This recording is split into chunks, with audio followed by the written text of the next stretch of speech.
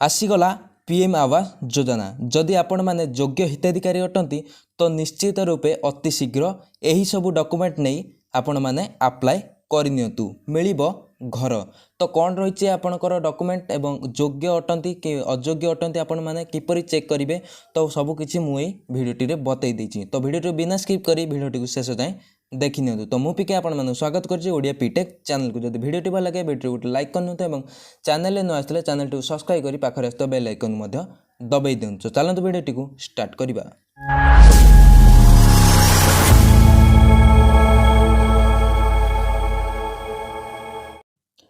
देशर गरीब एवं पछुआ वर्ग को पक्का घर जोगाई देवा उद्देश्य प्रधानमंत्री आवास योजना केंद्र सरकार द्वारा परिचालित होउची। एई योजनार लाभ उठाई देशर कोटी कोटी लोक घर पाइबा स्वप्न को साकार कर सारी। यह अधीन लोकों को पक्का घर निर्माण पर आर्थिक सहायता दि जाए। जदि आपण स्थायी घर एपर्यंत निर्माण करना तेबे आपण एही योजनार लाभ उठाई पारिबे। उभय ग्रामांचल एवं सहरांचल बास करुवा लोक मैंने पीएम आवास योजन लाभ उठाई लाभवान हो पारती। तथापि एथिपाई आवेदन करने समय आपन को बहुत सतर्क रहा पड़ो, कारण जदिव एक छोट भूल करते तेबे आपण एही योजनारू वंचित हो पारिबे।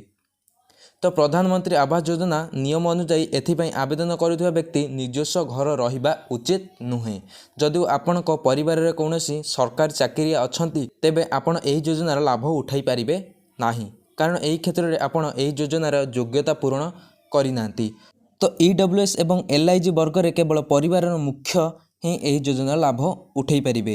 एही योजनार उठाइबा ईडब्ल्यूएस सहित जड़ित लोकंकर वार्षिक आय 3 लाख रु कम रहिबा उचित। देशर अधिकांश गरीब एवं मध्यवित्त परिवार अस्थायी घरे रहिबा बेले सेमानकु स्थायी घर जोगाइबा प्रधानमंत्री आवास योजना आरंभ होइछि।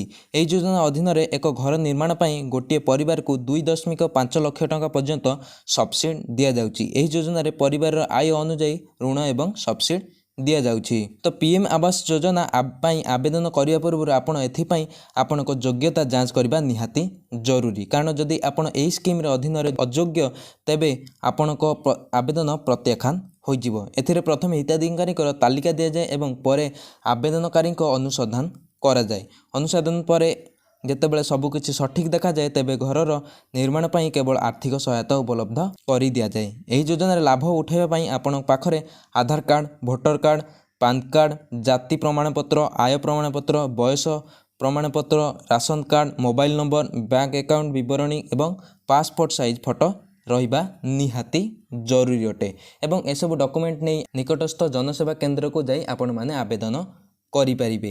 आवेदन कलापर आपणकर डॉक्यूमेंट सबू जांच करा जिवो एवं जांच कलापर आपण जदि योग्य हिताधिकारी अटंती तो आपणको एप्लिकेशन टी को सिलेक्ट करि दिजिवो एवं नेक्स्ट स्टेप रे आपणको पीएम आवास योजनार सहायता टंका आसी जिवो। तो फ्रेंड्स आपण माने जानि पाले जे आपण योग्य अटंती कि अयोग्य अटंती आपण किपरि जानिबे।